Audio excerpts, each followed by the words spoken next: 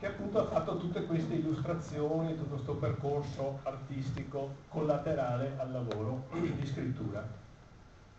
Lui ha fatto il liceo artistico, l'Accademia di Belle Arti, ha frequentato anche il Bisonte a Firenze, cioè la scuola molto prestigiosa per l'incisione, e ha anche appunto, è stato ovviamente conseguito parecchi premi, eccetera, ma insomma adesso parla della nostra esperienza, eccetera. Tocca a te. Sente? Si sente. Attacco. Ecco, volevo insomma ringraziare Francesco innanzitutto perché anche grazie a lui che sono passato dal colore, da questa fiaba un po', da queste immagini un po' generiche, dallo stereotipo finalmente al bianco e nero, che insomma ha capito un po' come sì, quella che è un po' allo spirito e all'origine delle mie raffigurazioni, che è stata un po' l'incisione. E poi volevo anche ringraziare anche pensavo anche che il lavoro sull'infanzia che ho fatto a livello iconografico, icologico o forse solamente disegnando, è parallelo a quello che ho fatto con l'autobiografia grazie a Bruna Graziani, che anche lei mi ha aiutato in questa sorta di viaggio, perché l'infanzia è sempre, uno dice sì l'ho vissuta ma in verità non se la ricorda, delle volte la ricorda a sprazzi ma se la vuole più che altro dimenticare.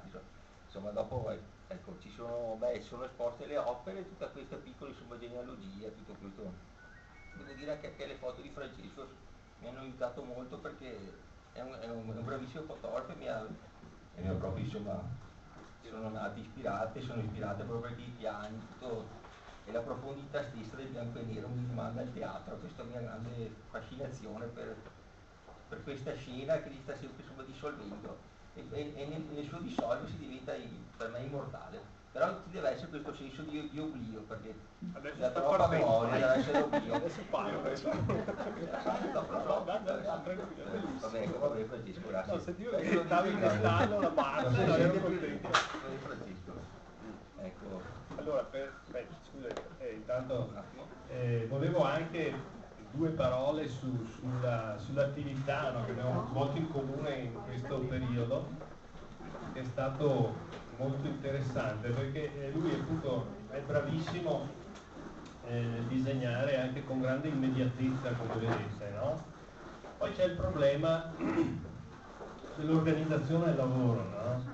Tayloristica, cioè qua il problema è che lui parte, cioè gli dice guarda dobbiamo fare sta roba, 20 fiabe, 20 illustrazioni, e lui che è un entusiasta come me parte con grande entusiasmo, nel senso i primi giorni ne fa 3 e dopo però per 6 mesi ne mancano 17 e allora ogni tanto il telefono guarda che siamo alla quarta, adesso cioè 3 anni l'editore per via del costo, adesso altri 2, allora non riusciva, non andava avanti, allora poi ho cominciato a invitarlo a mangiare a fare qualche cenetta insieme in un ristorantino, cioè magari costava un casino. Allora, praticamente allora io cominciavo alla fine di questa cena, no, con il vino del migliore, naturalmente perché è anche molto difficile. Allora gli leggevo la fiabetta e poi lui cominciava a disegnare.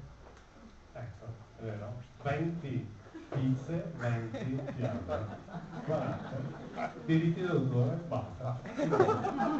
Ecco. Comunque è stato straordinaria questa roba, no? Questa comunicazione, questo rapporto. Vabbè, vai. Beh, non avevo più tanto da dire, insomma comunque ecco, però volevo.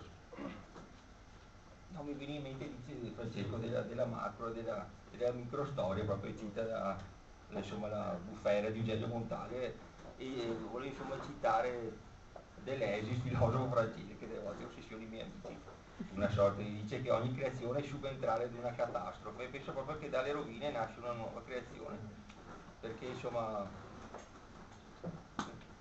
la nostra origine è proprio un esperimento, quindi io penso che proprio l'immagine debba sempre rimandare a qualcosa di ancestrale, insomma, ritornare ai segni prima del segno proprio.